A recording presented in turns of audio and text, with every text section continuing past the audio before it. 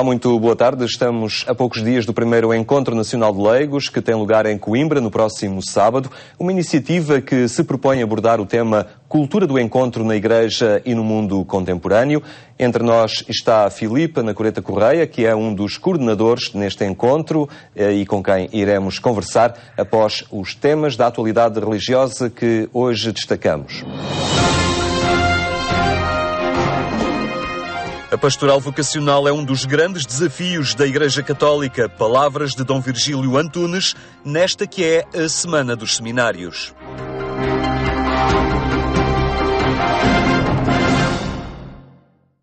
Estou convencido que toda a pastoral das vocações, e concretamente a pastoral das vocações sacerdotais, é um dos grandes desafios que a Igreja hoje tem. Também é um dos meios e um dos lugares em que podemos manifestar a força da nossa fé e da nossa esperança, até porque esta questão depois está envolta por um conjunto de dificuldades que são próprias do tempo em que nós vivemos. Portanto, aquilo que se trata é de avançarmos com muita coragem, com muita determinação, com muita fé, com muita esperança, neste trabalho de aproximar os jovens de Cristo e Cristo dos jovens, uma vez que o caminho vocacional, como sabemos, passa inevitavelmente por aqui.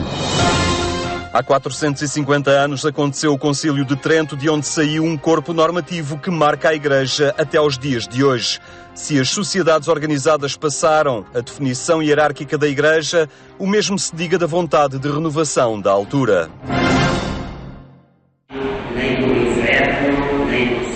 Foi uma oportunidade para abordar cientificamente o momento histórico em que aconteceu o Concílio de Trento e as propostas que ditou para toda a Igreja. No Congresso, Concílio de Trento, Restaurar ou Inovar, 450 anos de história, verdades e mitos sobre o impulso reformador deste concílio foram analisados de forma multidisciplinar para perceber o seu impacto na época e ao longo da história. Começando pelos objetivos deste concílio. Movia a Igreja a necessidade de reforma, ou viu-se obrigada a uma contra-reforma? Esse conceito da contra-reforma é um conceito relativamente recente. Ele aparece a primeira vez só no século XVIII. Embora hoje toda a gente utilize esse conceito, porque é um conceito operativo, na medida que a Igreja estava em conflito com as propostas luteranas, então automaticamente as pessoas entenderam que o concílio reuniu para se contrapor às propostas de Martinho Lutero. Mais do que reagir a propostas luteranas, o concílio teve uma marca reformista, porque era esse o ambiente católico da altura. Prevaleceu em todos os agentes que estiveram entusiasmados e procuraram a reunião conciliar, foi, acima de tudo, aprofundar a doutrina da Igreja e estabelecer uma disciplina no comportamento dos agentes eclesiásticos. O Concílio de Trento não é só fruto das exigências da reforma protestante, é também consequência de uma reforma pedida pela própria Igreja e que vinha já acontecendo em Gênesis. O Concílio Vaticano II, igualmente, há uma reforma que se espera para um tempo novo que se propõe, sobretudo com a descolonização, com um mundo que se desenha muito interrogante à Igreja, e a Igreja tem que responder a esse mundo. Como no Concílio Vaticano II, também Trento deu uma resposta de acordo com as circunstâncias da época, que em muitos casos determinam a concretização da experiência crente, também na atualidade. Não estamos perante um concílio de horizontes limitados, mas de horizontes tão vastos no esclarecimento da fé perante um momento de fratura que foi colocado pelo protestantismo, que perdura ainda hoje como um contributo, poderia dizer, incontornável na teologia e na vida da Igreja. O Concílio de Trento é, de facto, um concílio de largos horizontes a que nós temos que referir constantemente. Trento foi uma revolução enorme na Igreja, foi um grande rejuvenescimento para a Igreja e isso verificou-se a muitos níveis, quer ao nível doutrinal, nós tivemos aí um monumento da doutrina autenticamente, aquilo que Trento definiu em termos dos sacramentos, em termos do processo de salvação, em termos de fundamento eucarístico e escriturístico dos sacramentos, é o que está aí. E, portanto, nesse aspecto foi uma lufada de ar fresco e de clarificação, na altura muito pertinente. Numa aposta reformista, Trento surge como espaço de renovação doutrinal, espiritual e institucional. Trento, no seu tempo, criou uma igreja mais forte, mais institucionalizada, mais organizada, introduziu uma racionalidade na vida da igreja, reorganizou-a e preparou-a para enfrentar aquilo que eu chamaria a grande tempestade que a modernidade trouxe à igreja. A tempestade do protestantismo que abalou a igreja, a abertura do mundo com os descobrimentos e com as possibilidades da planetarização do cristianismo, toda a mudança política que se estava a verificar na Europa, com a afirmação dos Estados, dos novos Estados modernos e o conflito crescente entre o poder temporal e o poder espiritual, Trento ajudou a definir muita coisa. Clarificações que estruturaram também a doutrina católica e a liturgia que a celebra.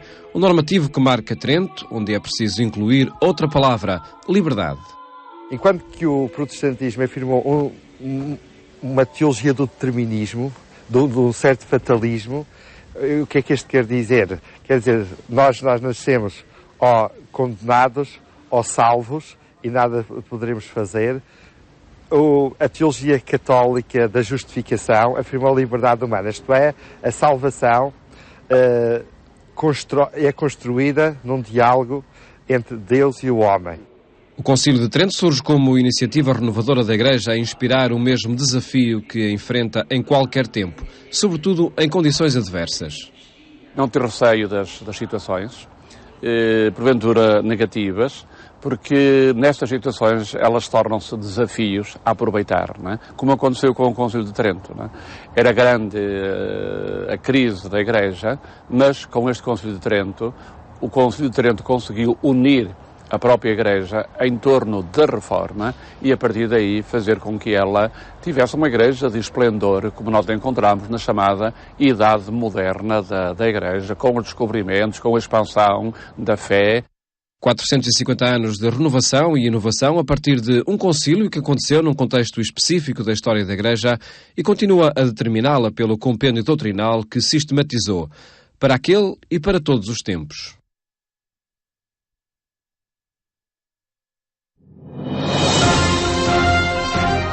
São muitos os sinais do Concílio de Trento na Arquidiocese de Braga. Monumentos, arte e, sobretudo, uma pessoa. Dom Frei Bartolomeu dos Mártires. Uma voz ativa em Trento e um bispo reformador em Braga.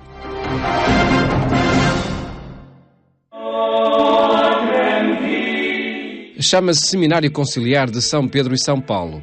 Está no centro da cidade de Braga e o nome conciliar deve-se ao Concílio de Trento, que aconteceu há 450 anos. Entre as normas que aprovou, uma determinava que cada diocese criasse um seminário para a formação dos futuros sacerdotes. E Braga foi uma das primeiras a concretizar essa determinação, o que se deve ao arcebispo da altura, Dom Frei Bartolomeu dos Mártires, uma das vozes mais ativas no Concílio de Trento e na sua aplicação pelo norte de Portugal. Aqui em Braga temos, se não o primeiro, pelo menos o segundo seminário que nasceu na Europa inteira após o Concílio de Trento e seguindo as orientações que Trento tinha dado. Todo o zelo pastoral de Frei Bartolomeu dos Mártires, nós vamos ter aí amanhã a inauguração de uma exposição onde vamos expor o altar portátil de Frei Bartolomeu dos Mártires. Era o altar que ele usava percorrendo a diocese inteira e foi até a Dom Frei Caetano Brandão, no espaço de 3 séculos, o primeiro arcebispo a fazer a visita pastoral à diocese inteira. É uma coisa muito interessante. Tinha que parar, não é? Os meios de transporte não eram iguais aos de hoje, lá montava o altar, celebrava. E temos esse altar portátil dele. Na altura, Braga era Vila Real, Bragança, Miranda e Viana do Castelo. Ativo na sua diocese, apesar da dimensão que tinha, o impulso reformista de Dom Frei Bartolomeu dos Mártires caracterizou no decorrer do próprio concílio, com palavras de ordem a ficar na história de Trento. É conhecida porque o seu biógrafo, o Frei Luís de Sousa, reportou isso e passa por ser frase verdadeira, não temos por que duvidar, que no Concílio de Trento, Dom Frei Bartolomeu dos Mártires, virando-se para os cardeais, lhes disse: saibam vossas eminências reverendíssimas que precisam todos de uma reverendíssima reforma. E esta foi sempre a postura dele, não é? E esta postura que ele teve em Roma, assim corajosa, foi a postura que ele implementou aqui na Diocese de Braga. Tudo quanto eram clérigos, cometiam excessos de qualquer tipo, ele tentava corrigir. As visitas pastorais serviam-lhe muitas vezes para isso, para ver o que é que estava mal no clero e no povo e tentar corrigir abusos. O que ele encontrava nas ordens religiosas, também ele tentou corrigir. Foi na Arquidiocese de Dom Frei Bartolomeu dos Mártires que se recordou Trento e as suas propostas inovadoras e reformistas para a Igreja há 450 anos. Um congresso analisou cientificamente a história e as repercussões de Trento e ofereceu oportunidades para ver e ouvir criações da época, também musicais.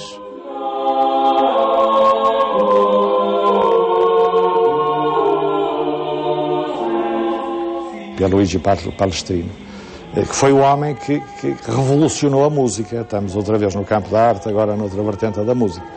Até ali, na uniformização gregoriana, tínhamos o canto gregoriano. O Palestrina veio provar que, através da harmonização das vozes, da conjugação de melodias diferentes, poderíamos ter na mesma uma música saudável para louvar a Deus. E aparece aqui a música harmónica, polifónica. Entre os feitos que Dom Frei Bartolomeu dos Mártires deixou na história, conta-se em torno de um dos seus livros, O Estímulo dos Pastores.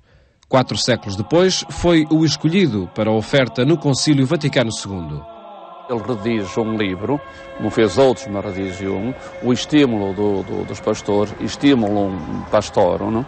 Que o Papa Paulo VI, isto é curioso também, ofereceu a todos os bispos no final do Concílio Vaticano II. Podia ter escolhido outro livro qualquer, porventura mais atual, digamos, mas foi buscar precisamente também esse livro do Beato Bartolomeu dos Mártires, Estímulos Pastorum, para oferecer aos bispos do Concílio Vaticano II como será a convicção profunda de que a renovação da Igreja, não sendo obra dos sacerdotes, não sendo o trabalho da hierarquia, é, sobretudo, e parte também daí. No contexto do Congresso sobre o Concílio de Trento, em Braga, foi possível ver, na Igreja do Bom Jesus, a tela de Dom Frei Bartolomeu dos Mártires, exposta no Vaticano por ocasião da beatificação do dominicano português em 2001.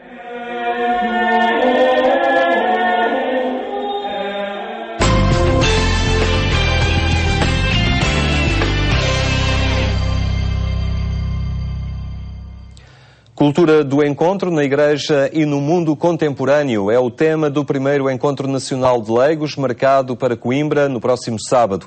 Filipe Anacoreta Correia é coordenador de um grupo de trabalho que sublinha a participação na comunidade política. Obrigado por estar na companhia do programa Eclésia. Irá então coordenar este grupo de trabalho neste primeiro Encontro Nacional de Leigos. É um desafio grande esse de que os cristãos assumam a missão política com toda a naturalidade e até como um processo de fidelidade ao seu próprio ser cristão. Eu acho que sim, é um grande desafio e um desafio que nos provoca no seio da Igreja também sentimentos contraditórios. Porque, por um lado, nós ouvimos, enquanto cristãos, muitas vezes o apelo aos cristãos estarem empenhados politicamente, mas a verdade é que a política, em geral, sugere mais vontade de distância do que de proximidade e de compromisso. Ainda há pouco tempo, o anterior cardeal patriarca dizia que poucas pessoas saem da Igreja, da política, com as mãos limpas. Foi uma afirmação que gerou alguma perplexidade, mas é a percepção que muitas pessoas têm. A política, de facto, parece ter algo de desaconselhável. E é neste âmbito, com esta percepção, consciência de que estamos diante de um desafio que este Papa renova, insistindo para que realmente os cristãos estejam empenhados politicamente e dilo até mais, não se queixem da política ser o que é, porque é assim porque os cristãos também não estão lá. E é com esta consciência deste desafio que realmente a Igreja em Portugal e os leigos em Portugal pretendem encontrar-se, confrontar diferentes posições e diferentes experiências desta realidade que existe e, efetivamente, há muitos cristãos envolvidos também politicamente. A política é um serviço do bem comum, é um desafio, logicamente, que cabe a cada crente. Haverá também abertura no sistema partidário? Será fácil a um cristão entrar na cena política? Como é que se processa, ao fim e ao cabo, este empenho pela causa comum que cada um pode sentir, mas depois poderá ter dificuldade de operacionalizar de forma mais concreta? Faz muito bem em sublinhar esse aspecto da intervenção partidária, porque muitas vezes nós, na Igreja, ouvimos um apelo a intervir politicamente, por exemplo, cumprindo o dever cívico de voto, mas não vamos mais além, nomeadamente pelo empenho partidário. E, na verdade, os partidos são os instrumentos incontornáveis do nosso regime político. Portanto, é muito importante realmente que os cristãos sintam esse apelo, um apelo que pode ser concretizado nos diferentes partidos, e aí a Igreja faz muito bem em não fazer nenhum apelo para nenhum partido em concreto, mas os cristãos, fazendo a sua avaliação, a sua leitura do Evangelho, daquilo que ele provoca neles, devem fazer a sua opção em termos das propostas partidárias que têm pela frente, mas devem assumir as consequências dessa opção, e realmente eu creio que é muito importante que os cristãos estejam presentes nos partidos, na vida interna dos partidos. Claro que os partidos, como instituições humanas que são, têm do melhor e têm do pior. São capazes de gestos e de disponibilidades extraordinárias, congregam vontades muito boas e também, como todas as realidades humanas, aí conseguimos encontrar as realidades que são menos apelativas e aquelas que menos gostamos e que devemos mesmo recusar frontalmente. Mas os cristãos não se intimidam pelas dificuldades. Não são as dificuldades que encontram que inibem a sua decisão e a sua determinação. Pelo contrário, se houver dificuldades, é um sinal que talvez esse caminho faça sentido e é por isso mesmo que devem existir e persistir nele. E participar no desafio e na missão política também passa pelo empenhamento no associativismo, na promoção local, nas associações de bairro, mais ao nível local da própria comunidade onde se vive. Esse também é um caminho a fazer. Sem dúvida, sem dúvida.